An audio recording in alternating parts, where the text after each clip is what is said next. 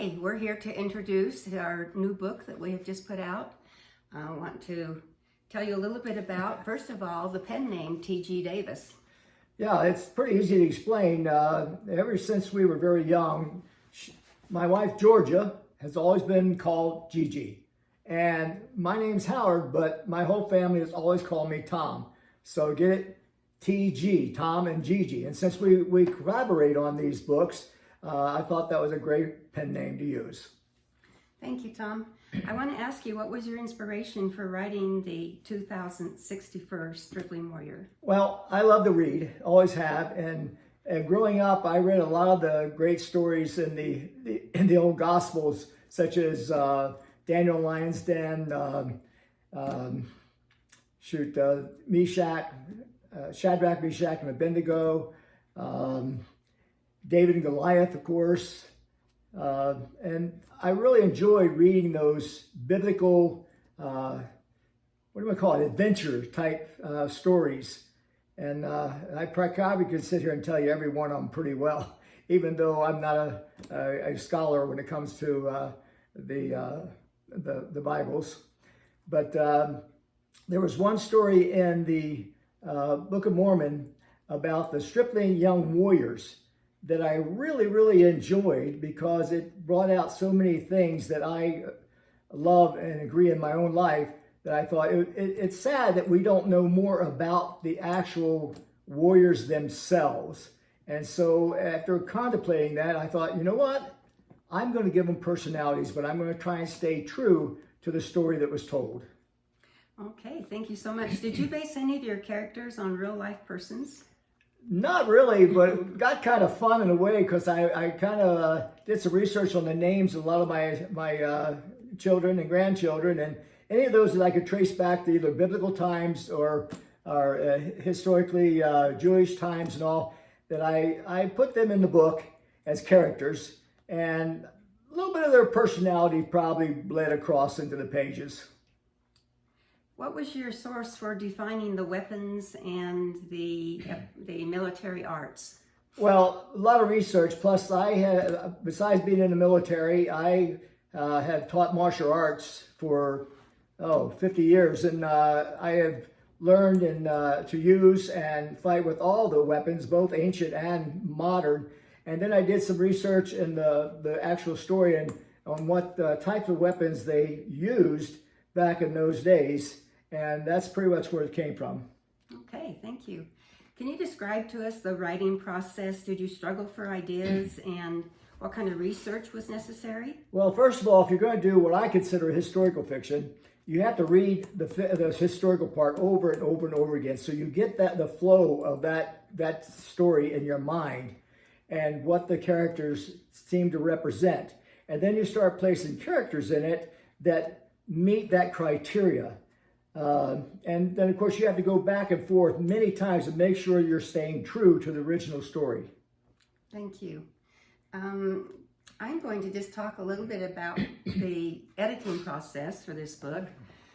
How long did it take you to write the story? About 6 months, but then it took more time for my editor. Yeah, it took me probably a year to edit it, and probably 6 to 10 edits before we got it to where it's at. And everything's still not perfect, I'm sure. In it, you may find errors, but we hope that you can overlook any that you find and enjoy the story more. The cover design also, I want to tell you a little bit about the cover creation. First of all, Tom had an idea of how he wanted his characters to be dressed and the type of wolf.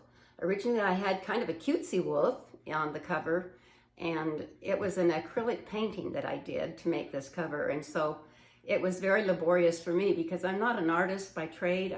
I'm a dabbler in it. It's my hobby. And I'm not very good with people. And so as I created this cover, there were many changes, and I had to paint over things that I had already painted. And I found the right wolf to portray the wolf in this story. The cover has to be a certain size, and it is meets specifications for the printers. And so I enjoy doing this, but it also took me a lot of research to get this ready, as well as the contents or innards of the book. So, Tom, have you written other books as well? Actually, I have. I started my, if you want to call it, writing career. I did a book on the philosophies of martial arts. Actually, it was just a little pamphlet that kind of went along with my philosophies in the martial arts and what I enjoyed teaching. And then I decided, a lot of people say, if you're going to write stories, and I'm a storyteller. I like to tell stories. And so I tell stories of things that kind of happened in my life to my kids and grandkids and all, and they really enjoyed them. I thought, that'd be fun to put those on paper.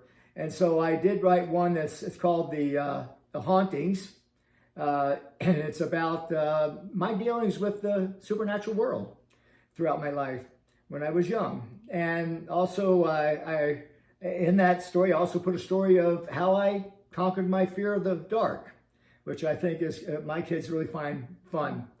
And then I also did a book called The Forgotten Christmas, and it's really about a Christmas, my Christmas, when I was 17, and how I learned the true meaning of Christmas. Before that, Christmas was all about, gee, what am I going to get?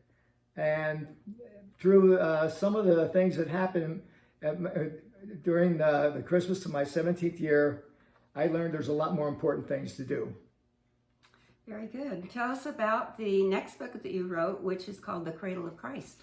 Well, The Cradle of Christ, I've finished. We've actually had it made into book form and all. But it needs more editing. It needs a little more editing. We did it really quick before we left the country for a couple of years. And so it didn't go as fast as some others.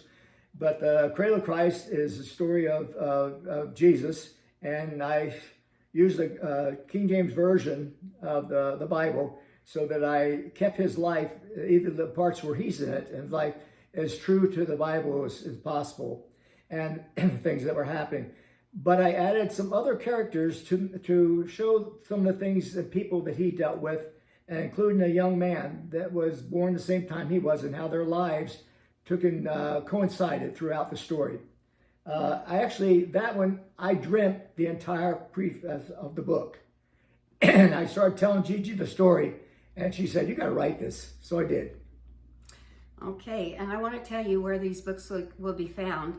This one is on Amazon ebook Kindle right now, and within the week it should be out also as a paperback on demand on Amazon.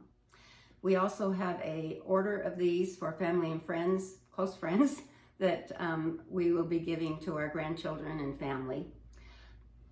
Those are through Alexander's Print Advantage. Tom, the Hauntings book is going to come out on Amazon. We're planning to release it on October 1st, so it will be ready for Halloween stories.